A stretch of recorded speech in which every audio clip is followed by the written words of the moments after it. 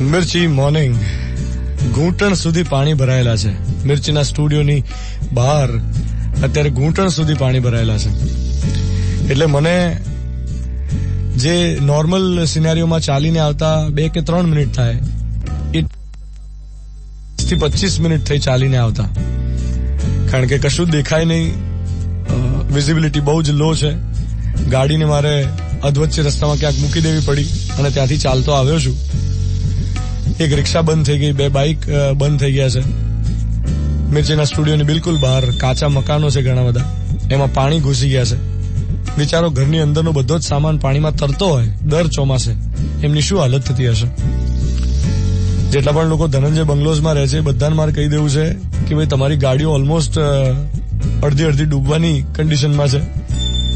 એટલે એ ગાડીઓ હટાવી લો.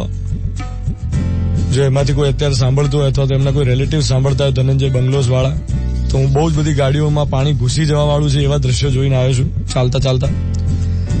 અને આજનો મોર્નિંગ મંત્ર એ જ છે કે આપણે ગમે એટલા કૂદકા મારીએ, માણસને ગમે એટલો ઈગો હોય કે હું આમ ને હું તેમ, દરિયાની અંદર આપણે બ્રિજ બનાવ્યા હોય, સી લિંક બનાવી હોય, આપણે 1000 ફીટ ઉપર ઊંચાઈ પર ઉડી શકે એવા પ્લેન્સ બનાવ્યા હોય, આપણે વિજ્ઞાનમાં ખૂબ પ્રગતિ કરી હોય અને માની લો કે 100-200 માળના ઊંચા બિલ્ડિંગ્સ બનાવ્યા હોય, પણ કુદરતની સામે છેવટે તો માણસ લાચાર છે.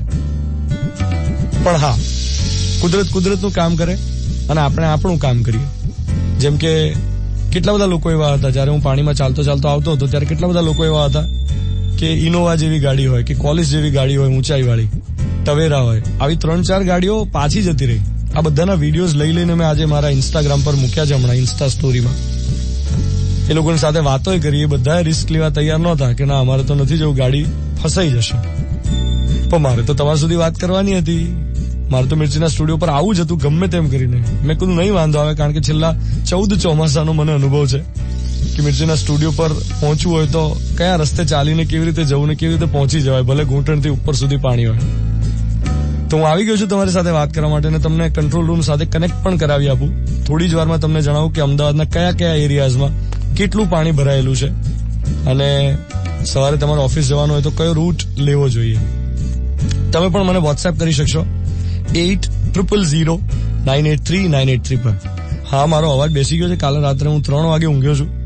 ગઈકાલે વિટામિન સી નો ફર્સ્ટ શો હતો અને ઓડિયન્સ રિએક્શન શું હતું એ પણ હું તમને જણાવીશ. પણ એના કરતા વધારે અગત્યનું એ છે કે અત્યારે અમદાવાદમાં ખૂબ બધું પાણી ભરાયું છે અને એટલા માટે તો મને જણાવી શકું કે તમારા વિસ્તારમાં કેટલું પાણી છે. મિર્ચી 98.3, 7:25 થઈ રહી છે. હું છું ધ્વનિત તમારી સાથે. 27 જુલાઈ 2017 ગુરુવારની સવારે. Good morning my dear.